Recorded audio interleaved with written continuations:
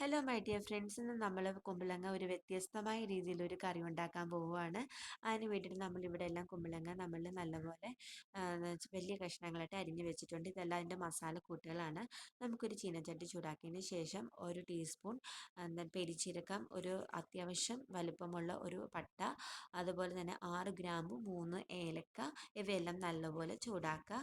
ഇനി ചൂടായതിന് ശേഷം നമുക്ക് തേങ്ങാപ്പീര കുറച്ചായിട്ട് ഇതിനകത്തോട്ടേക്ക് ആഡ് ചെയ്യാം. നമ്മൾ അരമുറി തേങ്ങാപ്പീരയാണ് നമ്മൾ എടുത്തിരിക്കുന്നത്.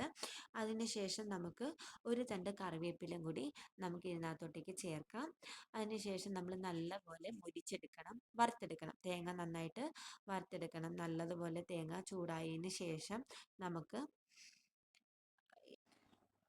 ഒരു ടീസ്പൂൺ മാത്രം വെളിച്ചെണ്ണ നമ്മൾ ഇതിനകത്തോട്ടേക്ക് ഇപ്പോൾ തന്നെ ആഡ് ചെയ്യാവുന്നതാണ്. അതിനുശേഷം നമ്മൾ നന്നായിട്ട് വറുത്തെടുക്കുക. ഇത് കണ്ടില്ലേ? ഇനി തീ ഓഫ് ചെയ്തതിന് ശേഷം നമ്മൾ അതിനകത്തോട്ടേക്ക് പൊടികൾ ചേർക്കുവാണ്. ഒരു ടീസ്പൂൺ മല്ലിപ്പൊടി, മുളക് പൊടി, 1/2 ടീസ്പൂൺ മഞ്ഞൾപ്പൊടി എന്നിവ നല്ലപോലെ ഇളക്കി യോജിപ്പിക്കുക. അതിനുശേഷം നമ്മൾ കറിച്ചട്ടിയിലാണ് നമ്മളിത് ഉണ്ടാക്കുന്നത്. കറിച്ചട്ടി ചൂടാക്കിയതിന് ശേഷം ആവശ്യത്തിന് വെളിച്ചെണ്ണ ഒഴിച്ച് അതിലോട്ടേക്ക് ആവശ്യത്തിന് കടുക് ഇട്ട് ഒരു നുള്ള് ഉലുവയും കൂടി ഇട്ട് നല്ലപോലെ മൂപ്പിച്ചെടുക്കുക. അതിനുശേഷം ഞാനിവിടെ ഒരു സവാളയാണ് എടുത്തിരിക്കുന്നത്. മീഡിയം സൈസ് സവാളയുടെ ഒരു സവാള ഞാൻ ഇവിടെ നല്ലപോലെ നീളത്തിൽ അരിഞ്ഞ് കനം കുറച്ച് അരിഞ്ഞതും, 2 പച്ചമുളകും, 1 ടീസ്പൂൺ ഇഞ്ചി വെളുത്തുള്ളി പേസ്റ്റും എന്നിവയെല്ലാം ഇട്ട് നല്ലതുപോലെ ഇളക്കി യോജിപ്പിക്കുക. അതിന്ന് ലൈറ്റ് ബ്രൗൺ കളറായി വരുമ്പോഴേക്കും നമുക്ക് പുളിവെള്ളം ചേർക്കാം. പുളിവെള്ളം നമ്മൾ കുറച്ച് ചേർക്കാൻ പാടുള്ളൂ. ഒരു 1/4 കപ്പ് വെള്ളത്തിൽ ഒരു നുള്ളു പുളിയാണ് ഞാൻ എടുത്തിരിക്കുന്നത്. ഒരു 2 പിഞ്ച് പുളി എടുത്തിട്ടുള്ളൂ. വാളംപുളിയാണ് ഞാൻ ഇവിടെ എടുത്തിരിക്കുന്നത്. അപ്പോൾ അത് പിഴിഞ്ഞ് നമ്മൾ ഒഴിക്കുക. അതിനകത്തോട്ടേക്ക് നമ്മൾ അരിഞ്ഞ് വെച്ചിരിക്കുന്ന കുമ്പളങ്ങ കഷ്ണങ്ങൾ നമ്മൾ പിറക്കിയിടുക. അതിനുശേഷം നമ്മൾ നന്നായിട്ട് ഇത് ഇളക്കി യോജിപ്പിക്കുക. ഇതൊന്ന് നമുക്കൊരു പകുതി വേവ് നമുക്ക് ആക്കിയെടുത്താൽ മതിയാകും. ഇനി നമ്മുടെ തണുത്തറിയ മസാലക്കൂട്ട് ഒന്ന് നമുക്ക് അരച്ചെടുക്കാം. തണുത്തതിന് ശേഷം മാത്രം നമുക്ക് അരയ്ക്കാൻ പാടുള്ളൂ. മിക്സിയുടെ ജാറിലിട്ട് നല്ലപോലെ അരിഞ്ഞ് കിട്ടാൻ വേണ്ടിയിട്ട്.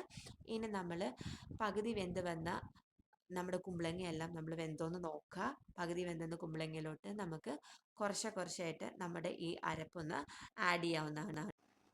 അങ്ങനെ നമ്മൾ അരപ്പെല്ലാം കുറച്ചായിട്ട് നമ്മൾ ആഡ് ചെയ്യുക.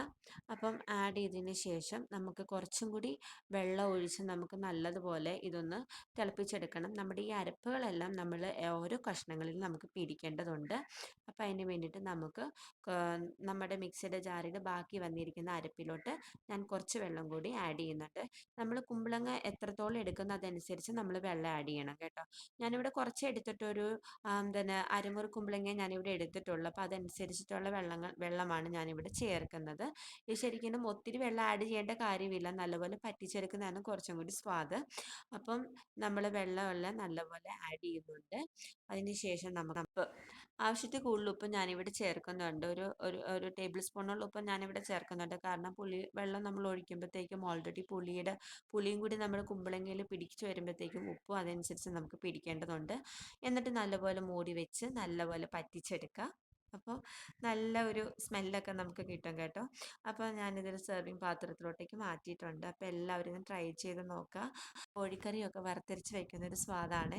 അപ്പോൾ എല്ലാവരും ട്രൈ ചെയ്ത്